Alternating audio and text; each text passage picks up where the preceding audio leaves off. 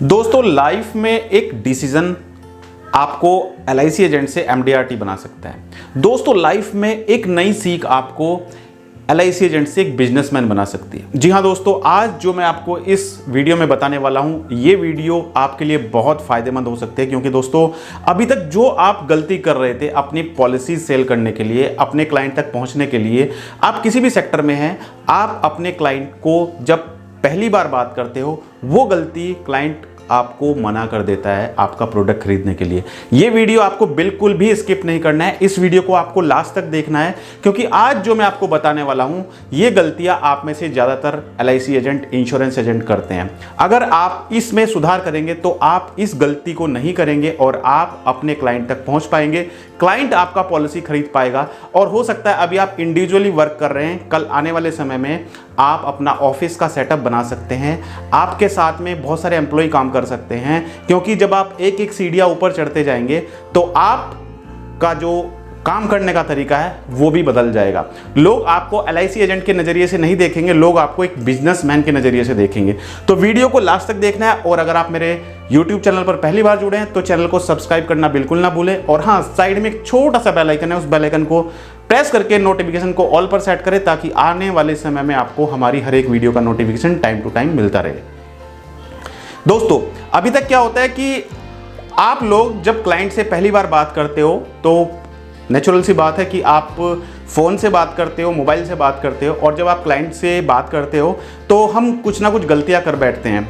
हम क्लाइंट को कुछ ऐसी चीज़ बोल देते हैं जो क्लाइंट हमें फ़ोन पे ही मना कर देता है, और जब क्लाइंट आपको मना कर देता है तो हम डीमोटिवेट हो जाते हैं। उसके बाद हम बहुत सारे सेमिनार अटेंड करते हैं, बहुत सारे मोटिवेशनल ट्रेनिंग अटेंड करते हैं ताकि हम मोटिवेट हो पाएँ। दोस्तों सिंपल बात है कि अगर आपके पास क्लाइंट्स होंगे, लोग आपकी बात सुनेंगे, आप लोगों तक पहुंच पाएंगे, आप क्लाइंट के पास जाएंगे और क्लाइंट आपसे आपकी बात सुनेगा, आपका प्रोडक्ट खरीदेगा, तो आप खुद ही मोटिवेट रहेंगे। लेकिन अगर आप कितनी भी मेहनत करेंगे, आप क्लाइंट के पास पहुंच ही नहीं पाएंगे, तो आप डीमोटिवेट खुद पर खुद हो जाएंगे। उसके लिए आपको ना तो कोई मोटिवेशनल ट्रेनिंग करने की ज़रूरत है, ना ही आपको कुछ करने की ज़रूरत है। तो आज जो मैं आपको बता रहा हूँ दोस्तों, ये चीज़ है टेलीकॉलिंग स्क्रिप्ट। तो जब भी टेलीकॉलर बात करते हैं क्लाइंट से, तो गलती ये कर देते हैं कि स्टार्टिंग में ही क्लाइंट को पॉलिसीज बेचना शुरू कर देते हैं कि सर आप ये पॉलिसी लीजिए, आपको इसमें इतना पे करना है और इतना आपको रिटर्न मिलेगा।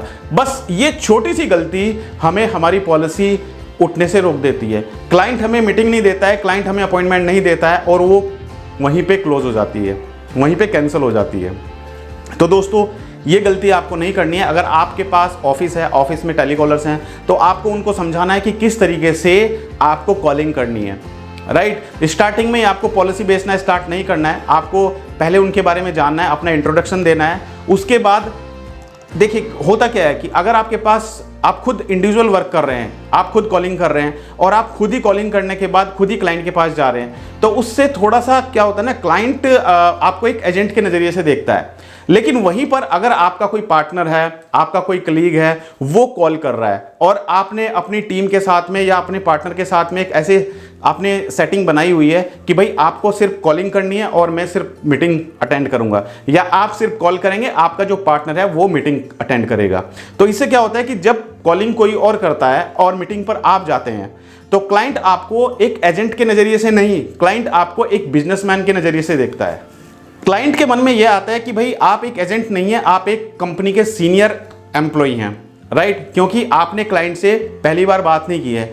आपके ऑफिस में टेलीकॉलर कॉल कर रहा है और आप सिर्फ मीटिंग पर जा रहे हैं। अभी तक आप क्या करते हैं, आप खुद ही बैठ के सुबह से शाम तक बैठ के कॉलिंग करते हैं, क्लाइंट से बात करते हैं, और उसी क्लाइंट के पीछे आप बार बार कॉलिंग करते रहते हैं। तो 10 दिन, 15 दिन, 20 दिन आपका कॉलिंग में वेस्ट हो जाता है, और महीने में 1 या 2 मीटिंग जाकर आपकी निकलती है। तो दोस्तों आपको करना यह है कि आपको अपने साथ में अपने एक पार्टनर को जोड़ना है। वो आपकी वाइफ हो सकती है, आपकी सिस्टर हो सकती है, आपका भाई हो सकता है, या फिर आपका कोई फ्रेंड है वो हो सकता है, या आपका कलीग है जो आपकी कंपनी में एजेंट है, आपकी कंपनी में काम करता है, उसको आप साथ में जोड़ सकते हो। और आप उसको बता सकते हो कि भाई हम दोनों में से एक बंदा कॉलिंग करेगा और एक बंदा फील्ड का काम देखेगा। इससे क्या होगा कि इससे जब आप क्लाइंट के पास जाएंगे ना, तो क्लाइंट हमेशा अपने लेवल से बात करना पसंद करता है। क्लाइंट कभी भी, कोई भी आदमी हो, अपने लेवल से नीचे के आदमी से बात करना पसंद नहीं करता है, अपने लेवल के आदमी से बात करना पसंद करता है। तो उससे क्या होगा कि जब आप जाएंगे तो क्लाइंट के मन में ये आएगा कि you are not a LIC agent, आप एक LIC एजेंट नहीं हो, आप एक बिजनेस ओनर हो, आप एक सीनियर पर्सन हो, राइट। जब क्लाइंट के पास आप जाओगे तो क्लाइंट का नजरिया कुछ और ही होगा। दोस्तों हमेशा ध्यान ये रखना है कि जब भी आप कॉलिंग कर रहे हो या फिर आपका कोई पार्टनर कॉलिंग कर रहा है तो आपको शुरू से ही पॉलिसी बेचना स्टार्ट नहीं करना है।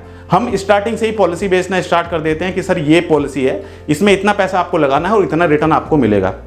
क्लाइंट ये करता है कि उसको कंपेयर करने लग जाता है, कहीं फिक्स डिपॉजिट से, कहीं म्यूचुअल फंड से, कहीं RD से, कहीं पोस्ट ऑफिस सुकन्या समृद्धि योजना से, बहुत सारे अलग अलग इन्वेस्टमेंट ऑप्शन है, उनसे कंपेयर करने लग जाता है। हाँ, आपको ये नहीं करना है, आपको फाइनेंशियल प्लानिंग करनी है, राइट। आपको क्लाइंट की रिक्वायरमेंट को समझना है, उसकी नीड एंड एनालिसिस करना है और उसके अकॉर्डिंग आपको उसके लिए क्या करना है, ह्यूमन लाइफ वैल्यू कैलकुलेट करके उसको बताना है कि ह्यूमन लाइफ वैल्यू क्या है। अगर आप ह्यूमन लाइफ वैल्यू के बारे में नहीं जानते हैं तो मेरे YouTube चैनल पर ऑलरेडी ह्यूमन लाइफ वैल्यू के बारे में वीडियो बनी हुई है, आप जाकर वहां पर देख सकते हैं। और 1-2 दिन में एक वीडियो और आने वाली है ह्यूमन लाइफ वैल्यू के बारे में, राइट। तो ये सब चीजें आपको कैलकुलेट करके क्लाइंट को बतानी है। अब दोस्तों आपको करना क्या है कि जब भी आप टेलीकॉलिंग करेंगे तो आपको सबसे पहले अपना इंट्रोडक्शन देना है। नमस्कार सर, मैं अमित त्यागी बात कर रहा हूँ LIC ऑफ इंडिया से। सर क्या मैं आपसे 2 मिनट के लिए बात कर सकता हूँ?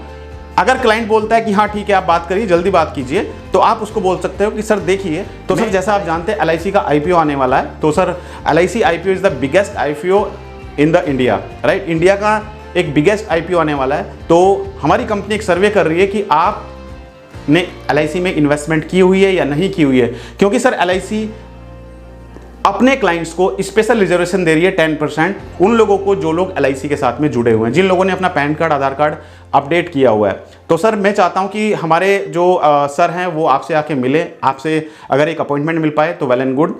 तो हम आपको बताएंगे कि कैसे आपके लिए बेनिफिशियल हो सकता है। हो सकता है सर आपकी फैमिली में आपने पॉलिसी ली हो, आपकी फैमिली में आपकी वाइफ के नाम से पॉलिसी ना हो, तो सर आप अपनी वाइफ के नाम से भी पॉलिसी करा के ये बेनिफिट उठा सकते हैं, राइट। तो सर मैं चाहता हूं कि एक छोटी सी अपॉइंटमेंट आपसे मिल जाए ताकि हम आके आपको एक्सप्लेन करें कि कैसे कैसे आप इसका बेनिफिट उठा सकते हैं, कैसे आपके बच्चों के लिए फ्यूचर में काम आ सकता है।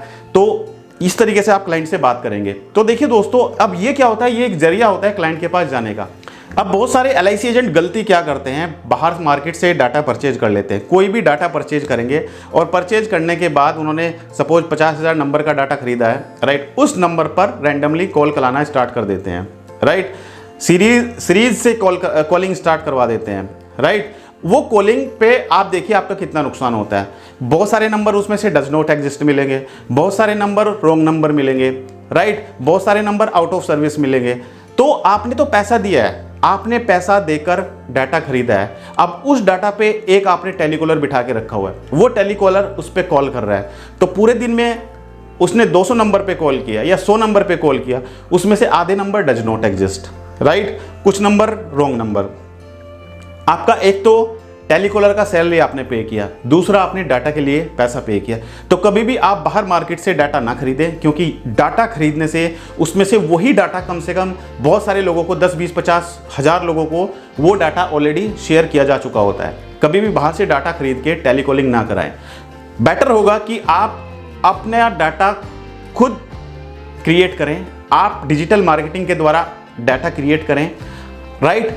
आप जेन्युइन डाटा क्रिएट करें और उस डाटा पे आप कॉलिंग कराएं, आप अपनी टीम से कॉलिंग कराएं। आप अगर 10 नंबर पे भी कॉल कराएंगे ना तो 10 के 10 नंबर बिल्कुल सही होंगे, उसमें से कोई रॉन्ग नंबर नहीं होगा, कोई डज नॉट एग्जिस्ट नहीं होगा, कोई ये नहीं बोलेगा कि मैं बाहर दूसरे सिटी से बात कर रहा हूँ। तो ये कैसे कर सकते हैं आप? डिजिटल मार्केटिंग के द्वारा।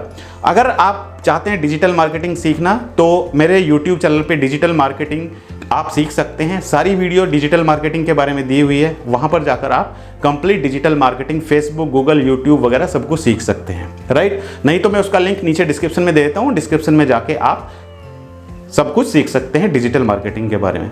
तो दोस्तों टेलीकॉलिंग आपको नंबर बाहर से खरीद के उन पे नहीं करानी है, टेलीकॉलिंग आपको करनी है खुद अपना जेन्युइन डाटा क्रिएट करके, राइट। और आपको कभी भी टेलीकॉलिंग करते समय ये गलती नहीं करनी है कि आप पॉलिसी सेल करना स्टार्ट कर दें। आपको कोशिश करनी है कि आप क्लाइंट से बात करें और बात करके आप क्लाइंट से मीटिंग लेने की कोशिश करें, राइट। जब आप क्लाइंट से मीटिंग लेंगे तो आपका जो पार्टनर है वो क्लाइंट से मिलने के लिए जाएगा, और जब क्लाइंट से मिलने के लिए जाएगा उससे पहले ही टेलीकॉलर आपका क्लाइंट को डॉक्यूमेंट्स भी बता देगा कि सर ये डॉक्यूमेंट्स आप रेडी रखना अगर आपको प्लान अच्छा लगता है तो। तो इससे क्या होगा, इससे क्लोज होने के चांसेस ज़्यादा बढ़ जाते हैं। वैसे ही नहीं कि आप जा रहे हो, क्लाइंट बोल रहा है, मना कर रहा है, क्योंकि आप उसको ऑलरेडी बता चुके हो। अगर क्लाइंट के पास डॉक्यूमेंट्स रेडी नहीं है और जब भी सेल्स का आदमी उससे मिलने जाएगा तो क्लाइंट बताएगा कि यार आज मेरे पास डॉक्यूमेंट नहीं है, तो आप ऐसा कीजिए, आप आज रहने दीजिए, आप कल मुझसे मिल लीजिएगा। तो आप बोलेंगे कि ठीक है सर, मैं कल आपसे मिलने आ जाऊंगा और कल आप डॉक्यूमेंट्स रेडी रखिएगा, कल मैं ठीक 2 बजे आपसे मिलने आऊँगा। तो इसमें क्या होगा कि आपको ज़्यादा एनर्जी नहीं लगानी पड़ेगी, क्योंकि डॉक्यूमेंट्स क्लाइंट के माइंड में उसको हमने मेंटली प्रिपेयर कर दिया है कि आपको अपने जो भी डॉक्यूमेंट्स हैं वो रेडी रखने हैं। तो जब आप क्लाइंट के पास जाएंगे, क्लाइंट को प्लान अच्छे से समझाएंगे, राइट, तो क्लाइंट को अगर समझ आएगा तो वो साथ के साथ डॉक्यूमेंट्स भी आपको दे सकता है, राइट। तो आप अगर इंडिविजुअल वर्क कर रहे हैं तो आप कोशिश कीजिए आप किसी अपने कलीग को अपने साथ में जोड़ें और आप आपस में एक बाउंडिंग इस तरीके से रखें कि एक बंदा आप में से कॉलिंग कर रहा है और एक बंदा जाके फील्ड में क्लाइंट से मिल रहा है, राइट। और उससे क्या होगा कि उससे क्लाइंट को भी लगेगा कि आप के पास एक टीम है, आप उसको लॉन्ग टाइम सर्विसेज प्रोवाइड करा सकते हो। तो ये छोटी छोटी चीज़ें दोस्तों बहुत मायने रखती हैं और ये गलतियां आप अगर नहीं करेंगे तो आप अपनी मंजिल तक पहुंच सकते हैं। आप MDRT COT बहुत आराम से कर सकते हैं। और आप जैसा कि आप जानते हैं, आप मेरे YouTube चैनल पर पहली बार जुड़ रहे हैं तो चैनल को जरूर सब्सक्राइब करें। और हर एक संडे रात 9 बजे मैं अपना YouTube लाइव प्रोग्राम लेकर आता हूं। अगर आपका कोई भी सवाल है तो आप अपना सवाल मुझसे पूछ सकते हैं।